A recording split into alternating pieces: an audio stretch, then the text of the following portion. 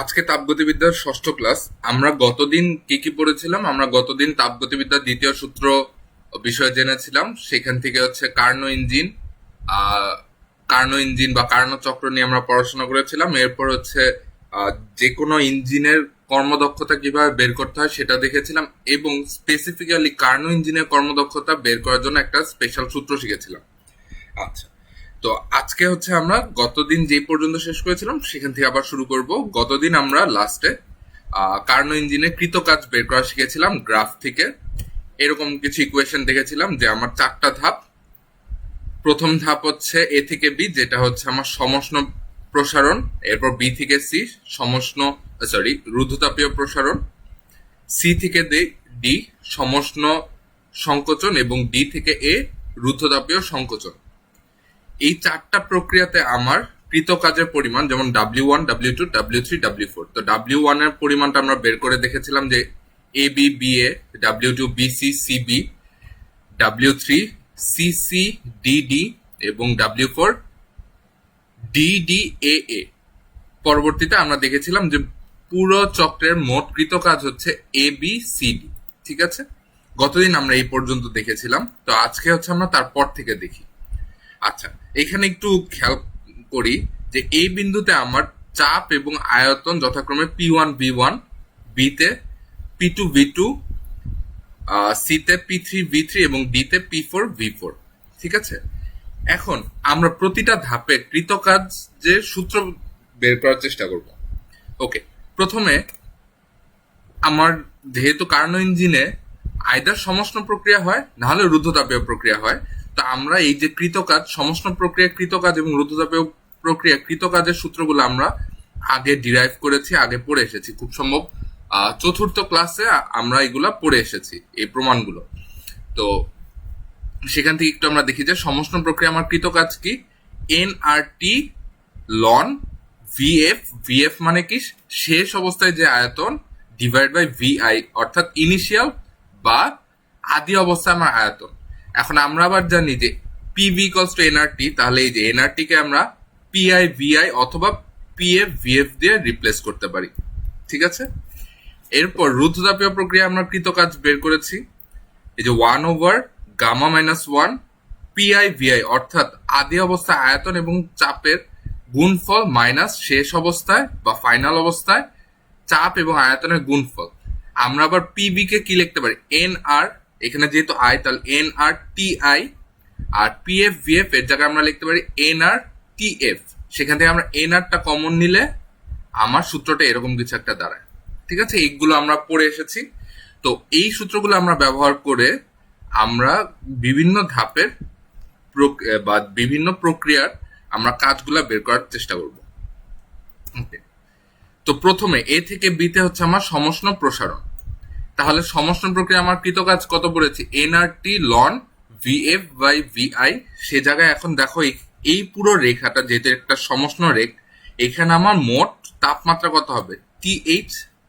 তাহলে দেখো এই যে N R TH ln VF by VI, VF কি শেষ অবস্থায় আমার যে আয়তন, এখানে শেষ অবস্থায় আমার আয়তন কত V2, এবং আদি অবস্থায় আয়তন হচ্ছে V1, তাই হচ্ছে V2 বাই V1। ওকে, আশা করি এই পর্যন্ত বোঝা গেছে। এরপর হচ্ছে রুদ্ধতাপীয় প্রসারণ, যেটা হচ্ছে আমার বি থেকে সিতে। সেখানে ওই যে দেখো আমি রুদ্ধতাপীয় প্রক্রিয়ার যে সূত্রটা সেখানে আমি বসাইছি 1/γ-1 পিআই ভিআই। এখানে আমার আদি অবস্থায় যে চাপ এবং আয়তন সেটা কি, প্রক্রিয়ার শুরুতে দেখো P2 V2, তাহলে এই যে P2 V2 মাইনাস শেষ অবস্থায় আমার চাপ এবং আয়তনের গুণফল, যেটা হচ্ছে আমার এই ক্ষেত্রে P3 V3। ঠিক আছে, সেটাকে আমরা রিপ্লেস করতে পারি যে N R T I minus T F divide by γ-1, যেখানে টি আই হচ্ছে এখানে দেখো আদি অবস্থায় বা এই বিন্দুতে আমার তাপমাত্রা কত, দেখো টিএইচ হবে না, যেহেতু এই রেখার উপর, এই যে এবি রেখার উপর যে কোনো বিন্দুতে কিন্তু আমার তাপমাত্রা টিএইচ, কারণ এবি রেখাটা একটা সমষ্ণ রেখ, বা এই রেখার উপর তাপমাত্রা সবসময় ধ্রুবক। তাই বি বিন্দুতে আমার তাপমাত্রা কত, টিএইচ। এবং শেষ এই প্রক্রিয়ার শেষে আমার কোন বিন্দুতে পৌঁছায়, সি বিন্দুতে। এখানে আমার তাপমাত্রা কত হবে, দেখো সিডি রেখার উপর আমার তাপমাত্রা কত, টিএল। তাহলে টিএইচ মাইনাস টিএল। আশা করি এটা বোঝা গেছে। এরপরে দেখো সমষ্ণ সংকোচন, যেটা হচ্ছে আমার সি থেকে ডি, এই রেখাটা, সি থেকে ডি রেখাটা। তো এইখানে হচ্ছে আমার সেই আবার দেখো এন আর টি, এখানে আমার তাপমাত্রা কত, টিএল, লন শেষ অবস্থার আয়তন ডিভাইড বাই আদি অবস্থার আয়তন। এখানে শেষ অবস্থার আয়তন কত, V4, এবং আদি অবস্থার আয়তন কত, V3। এই জিনিসটা যদি আমরা বিভিন্ন ভ্যালুগুলা বসাই, দেখো আমার V4 কিন্তু অবশ্যই V3 চেয়ে ছোট হবে, তাই না? গ্রাফ থেকে বোঝা যাচ্ছে যে V3 হচ্ছে আমার এই জায়গায় এবং V4 হচ্ছে আমার এই যে এই জায়গায়, তাই না? এইখানে হচ্ছে আমার V3 এবং এইখানে হচ্ছে আমার V4, তাহলে অবশ্যই V3 বড়। এখন V4 বাই V3 করলে কি হবে, অবশ্যই মানটা একের চেয়ে ছোট হবে। লন লনের ভিতর যদি মানটা যদি দশমিকে থাকে, অর্থাৎ একের চেয়ে কম যদি থাকে, তখন ওইটার রেজাল্ট কি আসবে, মাইনাস। তাহলে এই যে সমষ্ণ সংকোচনের যে রেজাল্টটা আসবে সেটা সবসময় ঋণাত্মক আসবে। ঠিক একইভাবে আমরা রুদ্ধতাপীয় সংকোচনের সূত্রটা বের করেছি। এই সূত্রগুলো আমাদের বিভিন্ন সময় অঙ্কে বিভিন্ন ধাপের তাপমাত্রা এবং চাপ বলো বা আয়তন বলো বের করতে সাহায্য করবে এই সূত্রগুলো, কিংবা আমার ডিরেক্টলি বিভিন্ন ধাপের কৃতকাজ বের করতে সাহায্য করবে। আশা করি এই পর্যন্ত বোঝা গেছে। তো এইখানে হচ্ছে আমার কার্নো ইঞ্জিনের মোটামুটি সবগুলো টপিক শেষ। আরেকটুখানি বাকি থাকবে, সেটা হচ্ছে যে কার্নো ইঞ্জিনের মোট এন্ট্রপির পরিবর্তন কত, সেটা হচ্ছে আজকের ক্লাসের একদম শেষে এটা পড়ানো হবে। তো আমরা নেক্সট স্লাইডে যাই। আচ্ছা, এখন আমরা যেটা দেখবো যে প্রত্যাবর্তী প্রক্রিয়া এবং অপ্রত্যাবর্তী প্রক্রিয়া কি।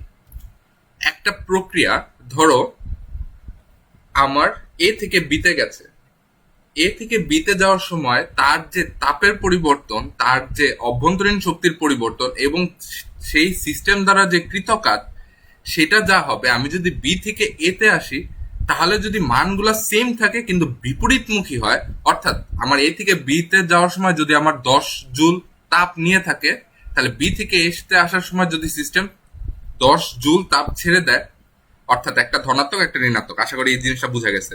এটা অলরেডি খুব সময় তৃতীয় লেকচারে বলেছিলাম যে আমি যখন তাপ শোষণ করব বা তাপ গ্রহণ করবো একটা সিস্টেম, তখন হচ্ছে ডিকিউর মান ধনাত্মক। যদি সিস্টেমটা তাপ ছেড়ে দেয় তাহলে হচ্ছে ডিকিউর মান ঋণাত্মক। তো কোন একটা প্রক্রিয়া যদি আমি সামনের দিকে অগ্রসর হই, আমার ডিকিউ, ডিইউ এবং ডিডাব্লিউ যে পরিবর্তন হবে, আমরা যদি পিছন দিকে অগ্রসর হই, যদি মানগুলা সেম হয় কিন্তু বিপরীতমুখী হয়, অর্থাৎ আগে যদি ধনাত্মক হয়ে থাকে এবার যদি হয় ঋণাত্মক, তাহলে এই ধরনের প্রক্রিয়াকে আমরা বলবো প্রত্যাবর্তী প্রক্রিয়া। আর যদি বিপরীতমুখী না হয়, মানে কি যদি সমান না হয়, যেমন আমি 100 জুল তাপ নিয়েছি এ থেকে বিতে যাওয়ার সময়, বি থেকে এতে আসার সময় 100 জুল তাপ পেলাম না, পাইলাম 95 জুল, যদি এরকম পরিবর্তিত হয়ে যায় তখন আমি সেই প্রক্রিয়াকে বলবো অপ্রত্যাবর্তী প্রক্রিয়া। আশা করি এই দুইটা প্রক্রিয়া বোঝা গেছে। এখানে হচ্ছে তাদের মধ্যে একটা পার্থক্য দেওয়া আছে। তো দেখো প্রথম লাইনটা হচ্ছে আমার সংজ্ঞা। এই প্রক্রিয়া পরিবর্তনের পর বিপরীতমুখী হয়ে প্রত্যাবর্তন করতে পারে এবং সম্মুখবর্তী ও পশ্চাৎবর্তী পরিবর্তনের ক্ষেত্রে প্রতি স্তরে তাপ, কাজ ও অন্তস্থ বা অভ্যন্তরীণ শক্তির পরিবর্তন সমান ও বিপরীতমুখী হয়, যেটা আমি বললাম। আর অপ্রত্যাবর্তীর জন্য এই প্রক্রিয়া পরিবর্তনের পর বিপরীতমুখী হয়ে প্রত্যাবর্তন করতে পারে না বা আগের জায়গায় ফেরত আসতে পারে না। ঠিক আছে, এখানে একটা জিনিস বলে রাখা ভালো, এই পৃথিবীতে মোটামুটি সব ধরনের প্রক্রিয়াই অপ্রত্যাবর্তী, শুধুমাত্র আদর্শ প্রক্রিয়াগুলা কম বেশি প্রত্যাবর্তী। তবে দু একটা প্রত্যাবর্তী প্রক্রিয়ার কথা বলা যেতে পারে, যেমন হচ্ছে আমি 0 ডিগ্রি সেলসিয়াসে রুমকে যদি আমি 0 ডিগ্রি তাপমাত্রা রাখি, ওখানে যদি একটা বরফ রাখি, ওই বরফ থেকে যদি আমি ওই বরফের উপরে যদি আমি 336,000 জুল পার কেজি তাপ যদি দেই, তখন এটা গলতে শুরু করবে। আবার যদি এই পরিমাণ তাপ যদি আমি সরাই নিই, সে যদি আবার বরফ হয়ে যায়, তাহলে এটা একটা প্রত্যাবর্তী প্রক্রিয়া। কারণ আমি যে পরিমাণ তাপ দিয়েছি তার জন্য যতখানি বরফ গলেছে, ওই পরিমাণ তাপ যদি সরাই নিই, যদি আবার ওই পরিমাণ পানি যদি আবার বরফ হয়ে যায়, তখন এটা প্রত্যাবর্তী প্রক্রিয়া। ওকে, তো এই প্রত্যাবর্তী প্রক্রিয়া কার্যনির্বাহী বস্তু, মানে যেটা তুমি পরিবর্তন করতেছো, সেটা প্রাথমিক অবস্থায় ফেরত আসতে পারবে। অপ্রত্যাবর্তী প্রক্রিয়া প্রাথমিক অবস্থায় ফেরত আসতে পারবে না। প্রত্যাবর্তী প্রক্রিয়া স্বতঃস্ফূর্ত প্রক্রিয়া নয়, অর্থাৎ এইটা তোমার সচরাচর বা স্বেচ্ছায় হতে চায় না, বাট অপ্রত্যাবর্তী প্রক্রিয়া সবসময় স্বতঃস্ফূর্ত স্বতঃস্ফূর্ত ভাবে হয়। মানে তুমি এখানে কোনো কাজ না করলেও তুমি জাস্ট কোন একটা প্রক্রিয়া ঘটালে সেটা মোটামুটি সবসময় ধরে নেওয়া যায় সেটা অপ্রত্যাবর্তী প্রক্রিয়াই হবে। ঠিক আছে, ওকে। এবার তাপগতিবিদ্যার দ্বিতীয় সূত্রের আমরা ক্লসিয়াসের বিবৃতি এবং কেলভিনের বিবৃতি ব্যবহার করে আমরা একটা যন্ত্র বা আমরা প্রথম যে দুইটা সূত্র পড়েছিলাম বা বিবৃতি পড়েছিলাম সেটা দিয়ে আমরা কি করেছিলাম, কার্নো ইঞ্জিন ডিজাইন করেছিলাম। এবার হচ্ছে বাকি দুইজনের বিবৃতি দিয়ে আমরা কি করব, রিফ্রিজারেটর, আমাদের বাসায় যে ফ্রিজ আছে সেই ফ্রিজ বা এসি বলো, দুই এসি এবং ফ্রিজের কার্যপ্রণালী মোটামুটি সেম। তাদের মধ্যে জাস্ট টেম্পারেচারের ডিফারেন্স আছে, যে একটা একটা সার্টেন টেম্পারেচার বা প্রেসারে কাজ করে, আর একটা একটু কম প্রেসার কম টেম্পারেচার কাজ করে। ওকে, তো ক্লসিয়াসের বিবৃতি দেখো, বাইরের শক্তি ব্যতীত কোনো স্বয়ংক্রিয় যন্ত্রের পক্ষে নিম্ন উষ্ণতার বস্তু থেকে উষ্ণ উচ্চতার বস্তুতে তাপ স্থানান্তর করা সম্ভব নয়। অর্থাৎ আমি যদি কোনো বাইরের থেকে কোনো শক্তি বা কোনো কাজ যদি না করি, তাহলে কোনো ইঞ্জিন স্বয়ংক্রিয়ভাবে সে ঠান্ডা জায়গা থেকে গরম জায়গায় তাপ দিতে পারবে না। কেলভিনও অনেকটা একইভাবেই বলেছে যে পরিপার্শ্বের শীতলতম অংশ থেকে অধিকতর শীতল করে শক্তির অবিরাম সরবরাহ পাওয়া সম্ভব নয়। তো এই দুইটা স্টেটমেন্ট থেকে দেখো এরকম একটা ইঞ্জিন কনস্ট্রাক্ট করা যেতে পারে। দেখো এই যে নিচের অংশটার আমার তাপমাত্রা হচ্ছে টিসি বা ঠান্ডা কোল্ড অবস্থায় আছে। ঠিক আছে, এখানে সি তে কোল্ড বোঝানো হয়েছে বা ঠান্ডা বোঝানো হয়েছে। সেখান থেকে আমি যদি তাপ নেই, ধরো কিউএল পরিমাণ তাপ নিলাম, এইটার থেকে আমি যদি এই যে উষ্ণ তাপমাত্রায় যদি আমি এটাকে ছাড়তে চাই, উষ্ণ তাপমাত্রা হচ্ছে এখানে কিউ এইচ। ঠিক আছে, কিউ এইচ এ যদি আমি এটাকে ছাড়তে চাই, তাহলে অবশ্যই ক্লসিয়াসের বিবৃতি অনুসারে আমাকে বাইরের থেকে একটা কাজ বা একটা শক্তি প্রয়োগ করতে হবে। এখানে একটু আমরা যদি দেখি যে কিউ এইচ অবশ্যই কিউএল এর চেয়ে বড়, যেহেতু আমার এখানে তাপমাত্রা বেশি, তো এখানে আমার তাপ এবং তাপমাত্রা যদি সমানুপাতিক ধরি, তাহলে অবশ্যই কিউএইচ কিউএল এর চেয়ে বড়। এখন অল্প শক্তির চেয়ে আমি যদি বড় শক্তিতে যেতে চাই, তাহলে কি করতে হবে, নতুন কোনো শক্তি যোগ দিতে হবে, না হলে কি হবে, তারা সমান হবে না। এই কারণেই দেখো কিউএল এটা ঢুকতেছে, ডাব্লিউ ঢুকতেছে, তাহলে কিউএল প্লাস ডাব্লিউ এটা সমান সমান কি হবে, যতখানি শক্তি বের হচ্ছে সেটা হচ্ছে কিউএইচ। আচ্ছা, তো ফ্রিজ বা এটা হচ্ছে হিমায়কের এনার্জি ফ্লো বা হচ্ছে শক্তি কিভাবে প্রভাবিত হচ্ছে তার একটা ডায়াগ্রাম বা চিত্র।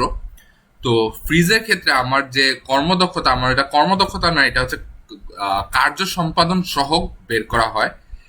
সে কার্য সম্পাদন সহগের সংজ্ঞাটা অনেকটা কি বলে কর্মদক্ষতার মতোই, আউটপুট বাই ইনপুট।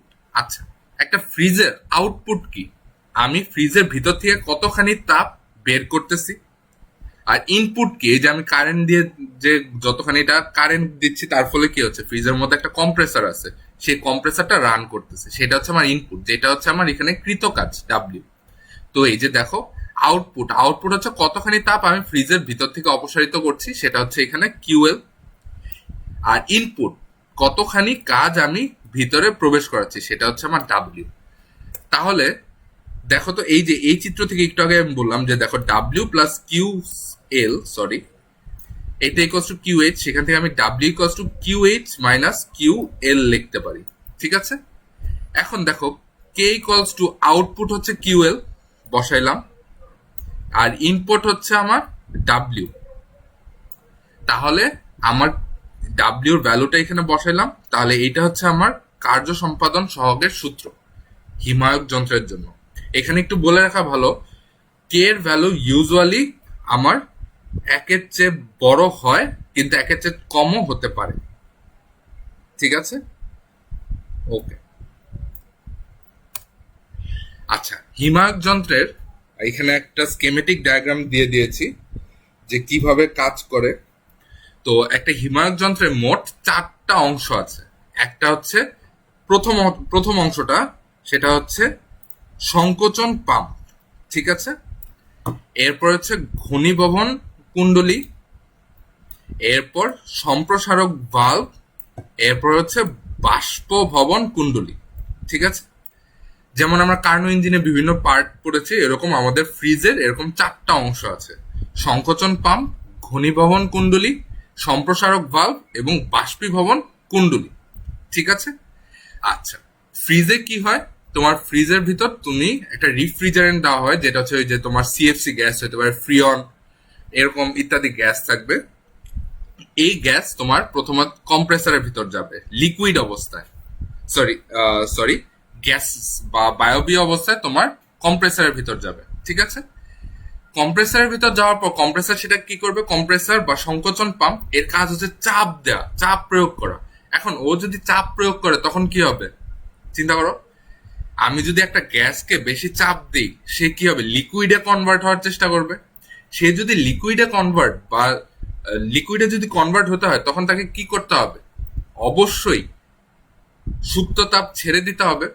এখন তাকে কি করতে হবে, সুপ্ত তাপ ছাড়ার জন্য একটা জায়গা করে দিতে হবে, তাই না? সেই জায়গাটার নাম হচ্ছে আমার ঘনীভবন কুণ্ডলী। ঘনীভবন প্রক্রিয়া মানে কি, আমার গ্যাস থেকে লিকুইডে কনভার্ট করা। ঠিক আছে, তো আমি ঘনীভবন কুণ্ডলী, কুণ্ডলী মানে কিছু তার পেঁচানো, কিছু তার, এই তারের মধ্যে আমি ওই গ্যাসটাকে পাঠালে সে এখন লিকুইড হয়ে যাবে।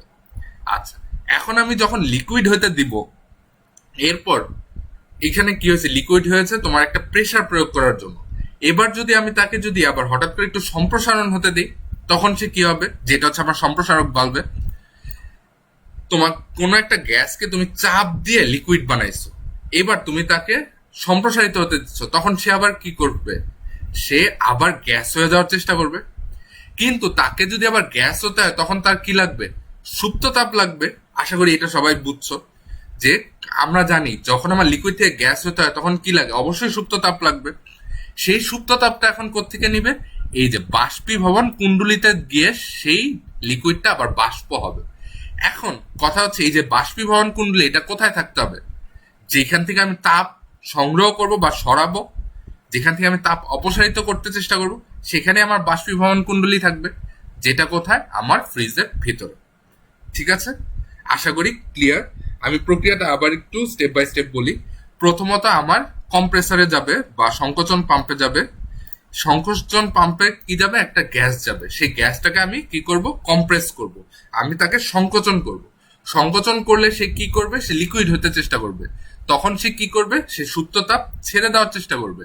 কোথায় বসে ছাড়বে, ঘনীভবন কুণ্ডলিতে। সে কতখানি তাপ ছাড়বে, কিউএইচ পরিমাণ, এবং কম্প্রেসার কতখানি কাজ করছে দেখো, ডাব্লিউ পরিমাণ। এরপর তাকে আমি সম্প্রসারক ভালভের ভিতর যেতে দিলাম, তখন সে কি হবে, সে সম্প্রসারিত হতে চেষ্টা করবে। সম্প্রসারিত হওয়ার চেষ্টা করলে সে কি করবে, আবার লিকুইড থেকে গ্যাসে কনভার্ট হওয়ার চেষ্টা করবে। লিকুইড থেকে গ্যাসে কনভার্ট হতে গেলে তার কি লাগবে, সুপ্ত তাপ লাগবে। তখন যদি ওকে আমি যদি পাঠিয়ে দিই ফ্রিজের ভিতর, ফ্রিজের ভিতর কিছু কুণ্ডলী আছে, আমি একটু পরে ওইটা চিত্র দেখাবো কোথায় আছে কুণ্ডলীগুলা। তখন সে কি করবে, আমার ফ্রিজ থেকে সে সুপ্ত তাপ কালেক্ট করবে, যেটা হচ্ছে আমার কিউএল। এরপর সে আবার গ্যাস হয়ে যাবে, গ্যাস হয়ে আবার সে কম্প্রেসারের ভিতর যাবে। আশা করি এইটুক বোঝা গেছে। ওকে, তো এবার একটু ফ্রিজের ভিতর পিছনে এবং সামনে থেকে দেখলে কি হয় একটু দেখি। দেখো, প্রথমে ফ্রিজের পিছনে, এই যে পিছন হচ্ছে এটা, এটা হচ্ছে ফ্রিজ খুললে যেটা আমরা দেখি। ঠিক আছে, পিছন থেকে দেখলে দেখো কি দেখা যায়। তোমরা যদি কেউ ফ্রিজের পিছন থেকে দেখো, বা সবারই কম বেশি বাসায় ফ্রিজ আছে, তোমরা চাইলে আছে একটু ফ্রিজের পিছনে খুলে একটু দেখতে পারো। নিচে দেখবা কম্প্রেসার আছে, এরকম একটা কালো রঙের একটা কি বলে, একটা বলের মতো, বল না বা একটা গোলক টাইপের, গোলকও বলা যেতে পারে না, আধা সিলিন্ডার আধা গোলক টাইপের একটা স্ট্রাকচার আছে কালো রঙের, সেটা হচ্ছে আমার সংকোচন পাম্প বা কম্প্রেসার।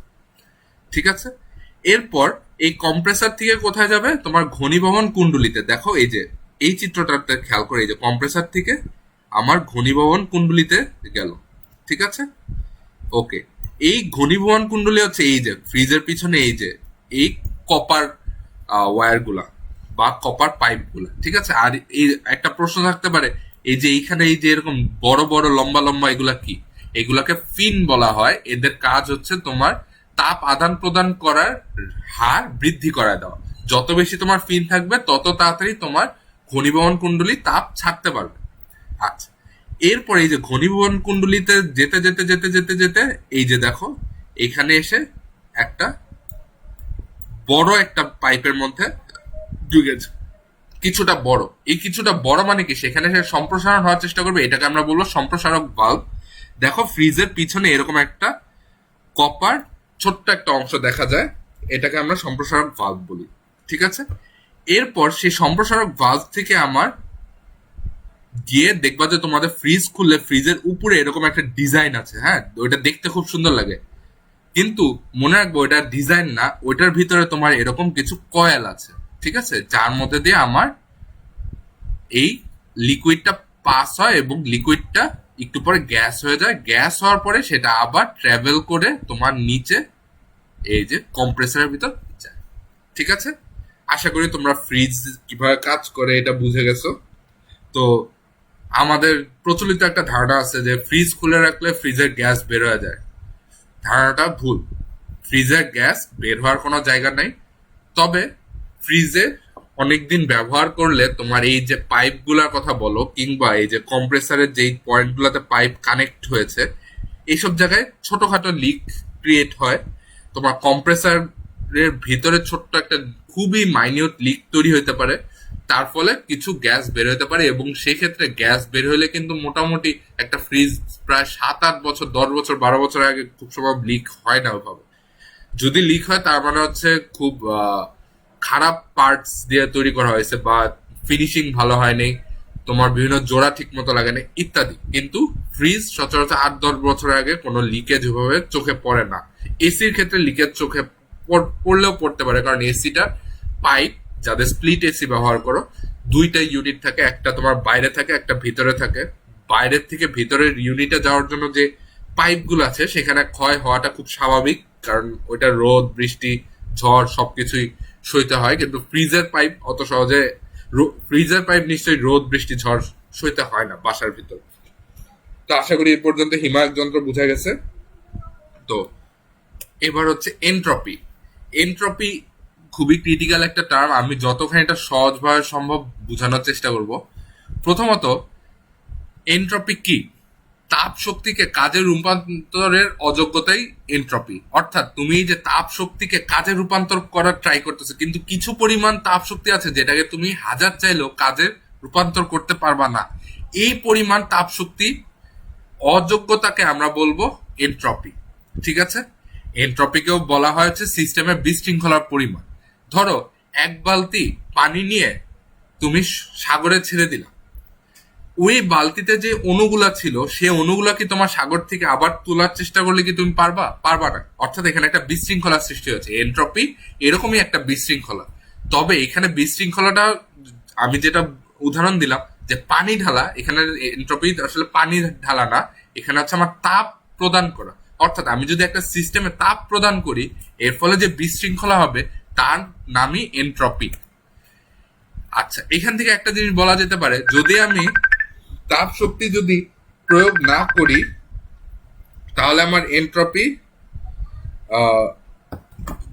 আমি যদি কোনো তাপ শক্তি প্রয়োগ না করি একটা সিস্টেমে, তখন আমার কোনো এনট্রপির পরিবর্তন হবে না।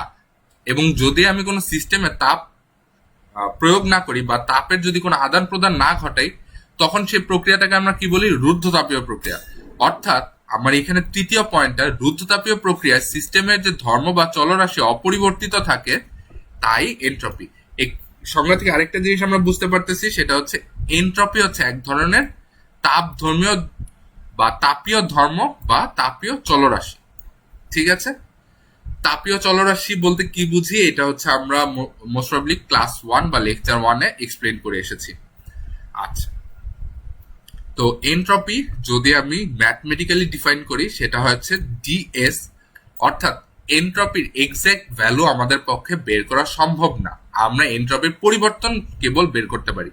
যেরকম আমরা এনথালপি, অভ্যন্তরীণ শক্তি ইত্যাদির বিষয়ে বলে এসেছি যে এগুলোর আমরা শুধুমাত্র পরিবর্তন বের করতে পারি, এদের এক্সাক্ট ভ্যালু আমরা বের করতে পারি না। ঠিক একইভাবে এনট্রপির এক্সাক্ট ভ্যালু বের করা সম্ভব না, এটার পরিবর্তন বের করা সম্ভব। তো ডিএস হচ্ছে আমার কোন একটা নির্দিষ্ট তাপমাত্রায়, এই তাপমাত্রাটা অবশ্যই আমার কেলভিন স্কেলে হতে হবে। কোন একটা নির্দিষ্ট তাপমাত্রায় আমার যে পরিমাণ তাপের পরিবর্তন হয়েছে সেটাই আমার গাণিতিকভাবে এনট্রপির পরিবর্তন। ঠিক আছে, ওকে। তো রুদ্ধতাপীয় প্রক্রিয়ায় যেহেতু আমার ডিকিউর মান 0, তাই আমার এন্ট্রপির পরিবর্তন কত হবে? দেখো, ডিকিউ যদি 0 হয়ে যায় তাহলে ডিএস হয়ে যাবে 0। ঠিক আছে? যখন কোনো বস্তুর অবস্থার পরিবর্তন হয় তখন আসলে কি হয়, যে আমার তাপমাত্রা ফিক্স থাকে, তাই না?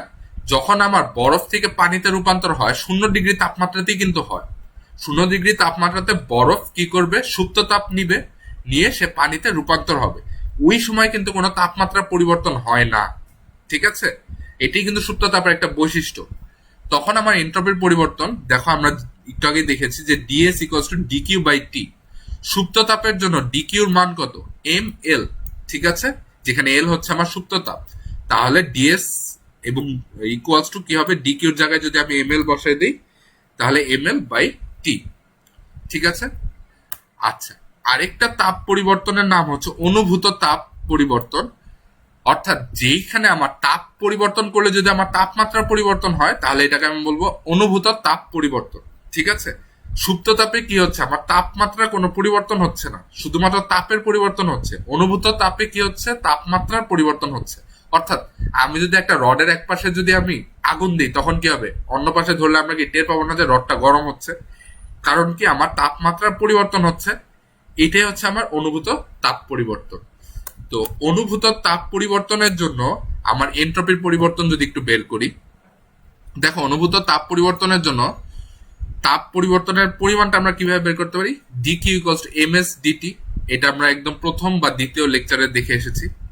তাহলে এন্ট্রপির পরিবর্তনটা দেখো কি হবে, ডিকিউর জায়গায় এখন আমি বসাইলাম এম এস ডিটি। ঠিক আছে? আচ্ছা, এখানে সবকিছু ডিফারেন্সিয়াল কোয়ান্টিটি আছে। এটা যদি আমরা টোটাল পরিবর্তনটা যদি বের করতে চেষ্টা করি তাহলে আমি কি করব, ইন্টিগ্রেশন করব। আমার ধরলাম আদি অবস্থায় আমার তাপমাত্রা হচ্ছে T1 এবং প্রক্রিয়া শেষে তাপমাত্রা হচ্ছে T2। তাহলে দেখো এই যে ডিকিউর জায়গায় এম এস ডিটি বসাইছি, এখন এম এস কি ধ্রুবক, তাই ওরা বাইরে গেল। তাহলে আমার থাকে হচ্ছে integration of DT by T. ঠিক আছে?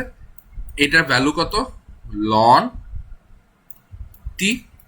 ঠিক আছে? এরপর যদি আমি লিমিট বসাই ইন্টিগ্রেশনে, তখন দেখবা যে আমার এন্ট্রপির মোট পরিবর্তন আসতেছে M S ln T2 by T1। Clear এই পর্যন্ত? আচ্ছা, আরেকটু করে দেই। এইটা T1, এটা T2, তখন আমার এইটা হবে হচ্ছে T2 বাই T1। এখান থেকে আমি লিখতে পারি loan T2 minus loan T1। তোমাদের যদি কোনো প্রশ্ন থাকে তোমরা কমেন্ট সেকশনে করতে পারো, আমি উত্তর দিতে পারবো, সমস্যা নেই। এরপর হচ্ছে লন লন এ মাইনাস লন বি মানে কত, লন এ বাই বি, সেই সূত্রে লন T2 বাই T1, যেটা হচ্ছে আমার এই যে এই অংশটা। ঠিক আছে? আশা করি এই পর্যন্ত বুঝা গেছে। তোমরা এটা একটু দেখে নাও। তোমাদের কোনো প্রশ্ন থাকলে তোমরা কমেন্ট সেকশনে কোশ্চেন করো। ওকে, আশা করি এই পর্যন্ত ক্লিয়ার। তো আমি নেক্সট স্লাইডে চলে যাচ্ছি। সরি টু ওকে, দেখো তাহলে আমরা এখানে এন্ট্রপি বের করার তিনটা উপায় পেলাম। যে রুদ্ধতাপীয় প্রক্রিয়া হলে আমরা এন্ট্রপির পরিবর্তন ডাইরেক্টলি 0 বসাবো, সুপ্ত তাপ বা অবস্থার পরিবর্তন হলে এম এল বাই টি বসাবো, এবং অনুভূত তাপ পরিবর্তনের জন্য আমরা M S ln T2 by T1 বসাবো। ঠিক আছে? আশা করি একটু ক্লিয়ার। তো এইটা দিয়ে আমরা একটা গাণিতিক সমস্যা একটু সলভ করি। দেখো আমার সমস্যার বা প্রবলেম স্টেটমেন্টটা, 0 ডিগ্রি তাপমাত্রায় 200 গ্রাম বরফকে 100 ডিগ্রি সেন্টিগ্রেড বাষ্পে পরিণত করতে এন্ট্রপির পরিবর্তন কত হবে নির্ণয় করো। এখানে দেয়া আছে বরফ গলনের সুপ্ত তাপ, পানির আপেক্ষিক তাপ এবং বাষ্পীভবনের সুপ্ত তাপ, এই ভ্যালুগুলো দেয়া আছে। ঠিক আছে? তো দেখো আমার এখানে তাপ গ্রহণ কয়টা ভাগে হবে, 3টা ভাগের। যদি আমি একটু এক্সপ্লেইন করি, প্রথমে কি হবে, 0 ডিগ্রি তাপমাত্রা বরফ 0 ডিগ্রি তাপমাত্রা পানিতে রূপান্তর হবে, যেটা হচ্ছে সুপ্ত তাপ নিয়ে। পরবর্তীতে কি হবে, 0 ডিগ্রি তাপমাত্রা পানি 100 ডিগ্রি সেন্টিগ্রেড পানিতে রূপান্তর হবে অনুভূত তাপ পরিবর্তন। এরপরে কি হবে, 100 ডিগ্রি তাপমাত্রার পানি 100 ডিগ্রি তাপমাত্রা বাষ্পে রূপান্তর হবে, যেটা হচ্ছে আপনার সুপ্ত তাপ। তাহলে দেখো আমার এখানে তাপ পরিবর্তন হবে 3 ভাগে। একটা হচ্ছে প্রথমে আগে বরফ গলবে 0 ডিগ্রি সেলসিয়াসে, বরফটা 0 ডিগ্রি সেন্টিগ্রেডে পানিতে রূপান্তর হবে, বরফটা প্রথমে গলবে। এরপর কি হবে, পানি তাপ নিয়ে নিয়ে নিয়ে সে 0 ডিগ্রি তাপমাত্রা থেকে 100 ডিগ্রি তাপমাত্রা পানিতে রূপান্তর হবে। এরপর সে কি করবে, 100 ডিগ্রি তাপমাত্রা পানিটা 100 ডিগ্রি তাপমাত্রা বাষ্পে রূপান্তর হবে। তো আমি যদি এটাকে যদি একটু সমাধান করি, এখন দেখো আমার দেওয়া আছে ভর এম দেওয়া আছে হচ্ছে 200 গ্রাম বা 0.02 কেজি। এল এফ অর্থাৎ আমার গলনের সুপ্ততাপ, বরফ গলনের সুপ্ততাপ দেওয়া আছে। এল ভি অর্থাৎ বাষ্পীভবনের সুপ্ততাপ দেওয়া আছে। এছাড়া আমার আপেক্ষিক তাপ দেওয়া আছে 4200, এটা লেখা হয়নি, যাই হোক। আচ্ছা, প্রথম ধাপে দেখো আমার কি হবে, সুপ্ততাপ। সুপ্ততাপের ক্ষেত্রে আমরা সূত্র পড়ে এসেছি একটু আগেই, DS1 ইকুয়ালস টু MLF/T। আচ্ছা, এইখানে আমার টি এর ভ্যালু কত হবে, 0 ডিগ্রি সেন্টিগ্রেড মানে 273 কেলভিন। এবার ভ্যালুগুলা বসাই, দেখো 0.2 ইন্টু 336,000 ডিভাইড বাই 273, এই যে আমার ক্যালকুলেশন করলে এটা আসবে। এবার দ্বিতীয়টায় একটু আগে পড়ে এসেছি অনুভূত তাপ পরিবর্তনের জন্য আমার এন্ট্রপির পরিবর্তন, সেটা হচ্ছে MS লন T2/T1। জাস্ট ভ্যালুগুলো বসালাম। এখানে T2 অর্থাৎ এই যে 100 ডিগ্রি তাপমাত্রা, 100 ডিগ্রি তাপমাত্রা মানে কত, 373 কেলভিন, ঠিক আছে। আর T1 আদি অবস্থায় যে তাপমাত্রা সেটা হচ্ছে 273 কেলভিন। ভ্যালুগুলো ক্যালকুলেট করলে এটা আসবে। এবং সবার শেষে হচ্ছে আমার পানি বাষ্প হওয়ার জন্য যে এন্ট্রপির পরিবর্তন DS3, সেটা ভ্যালু বসালাম, এই যে আমার অ্যান্সার। তাহলে আমার মোট এন্ট্রপির পরিবর্তন কি হবে, 3টে এন্ট্রপির যোগফল, এই যে যেটা হচ্ছে আমার লাস্টে দেখাইছি, ঠিক আছে। ওকে, আশা করি এই ম্যাথটা ক্লিয়ার। আমরা বিস্তারিত এন্ট্রপির বা প্রতিটা টপিকের ম্যাথ নেক্সট ক্লাসে করব।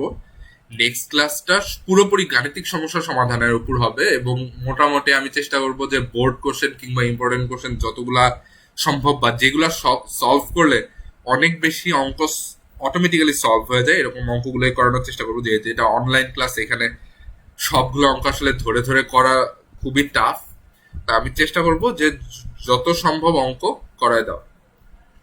ওকে, এবার হচ্ছে কার্নো ইঞ্জিন বা প্রত্যাগামী প্রক্রিয়া এন্ট্রপির পরিবর্তন বের করব। এখানে একটু বলে রাখি যে কার্নো ইঞ্জিন যে চক্র ফলো করে সেটা আসলে প্রত্যাবর্তী প্রক্রিয়া, অর্থাৎ আমার যেখান থেকে আমার কাজ শুরু হচ্ছে বা আমার কার্যনির্বাহী অবস্থা যে অবস্থা থেকে শুরু হয়েছে, আবার পুরো প্রক্রিয়া শেষে সেই কার্যনির্বাহী বস্তুর তাপমাত্রা, চাপ এবং আয়তন আবার একই জায়গায় ফেরত আসবে, ঠিক আছে। ওকে, দেখো এখানে স্টেপ ওয়ানে কি, সমষ্ণ প্রসারণ। সেই ক্ষেত্রে আমার দেখো এখানে তাপের পরিবর্তন কত, Q1 পরিমাণ তাপ ঢুকেছে, তাহলে এখানে আমার তাপের পরিবর্তন কত, Q1। এবং এখানে আমার তাপমাত্রা কত, T1, তাহলে সমষ্ণ প্রসারণের ক্ষেত্রে আমার এন্ট্রপির পরিবর্তন হচ্ছে Q1/T1। এরপরের প্রক্রিয়া হচ্ছে রুদ্ধতাপ প্রক্রিয়া, তাহলে আমার কোনো এন্ট্রপির পরিবর্তন নাই। তৃতীয় প্রক্রিয়া হচ্ছে সমষ্ণ সংকোচন, যেখানে আমার দেখো কি পরিমাণ তাপের পরিবর্তন হয়েছে, Q2। এখানে একটা জিনিস খেয়াল করো, যেহেতু আমার তাপ বের হয়ে গেছে, আমি আগেও বলেছি যে আমার যখন সিস্টেম থেকে তাপ বের হয়ে যাবে তখন সেটা কি হবে, ঋণাত্মক তাপ। এই কারণে এখানে একটা দেখো মাইনাস চলে এসেছে, ঠিক আছে। ওকে, আর কত তাপমাত্রায় হয়েছে, T2 তাপমাত্রায়, তাহলে হচ্ছে সমষ্ণ সংকোচনে বেলায় আমি বের করলাম, ঠিক আছে। আর রুদ্ধতাপীয় সংকোচনে, যেহেতু এটা রুদ্ধতাপ প্রক্রিয়া, তাহলে আমার কোনো এন্ট্রপির পরিবর্তন নেই। আচ্ছা, আমরা আবার গতদিন দেখেছিলাম যে কেবল কার্নো চক্রে Q1/Q2 ইকুয়ালস টু T1/T2, তাহলে এখান থেকে আমরা সেফলি এটা লিখতে পারি যে Q1/T1 ইকুয়ালস টু Q2/T2। আচ্ছা, তাহলে এখন কার্নো চক্রে মোট এন্ট্রপির পরিবর্তন কত হবে, দেখো DS1 প্লাস DS2 এর মান 0 প্লাস DS3 প্লাস DS4 এর মান 0। এখন DS1 এর ভ্যালু কত, Q1/T1, DS3 এর ভ্যালু কত, মাইনাস Q2/T2। কিন্তু আবার এখানে আমরা দেখতেছি কি Q1/T1 ইকুয়ালস টু Q2/T2, তাহলে Q1/T1 এর ভ্যালু যদি আমি এখানে বসাই তাহলে বিয়োগ করলে কত হয়ে যাবে, 0। অর্থাৎ কার্নো ইঞ্জিন এবং প্রত্যাগামী ইঞ্জিনের বেলায় আমার এন্ট্রপির পরিবর্তন, পুরো সিস্টেমের বা পুরো প্রক্রিয়ার এন্ট্রপির পরিবর্তন, পুরো চক্রের এন্ট্রপির পরিবর্তন সমান সমান 0। এটা শুধুমাত্র কার্নো ইঞ্জিন বা প্রত্যাগামী প্রক্রিয়ায় চলরত একটা ইঞ্জিনের ক্ষেত্রে সম্ভব, অন্য কোনো ইঞ্জিনে এটা সম্ভব নয়। ঠিক আছে, এটা একটু ভালো করে খেয়াল রাখবা। এই কারণেই কার্নো ইঞ্জিনকে তোমার আইডিয়াল বা আদর্শ ইঞ্জিন বলা হয়, কারণ এটার মোট এন্ট্রপির পরিবর্তন শূন্য, অর্থাৎ এখানে কোনো তাপীয় লস নাই।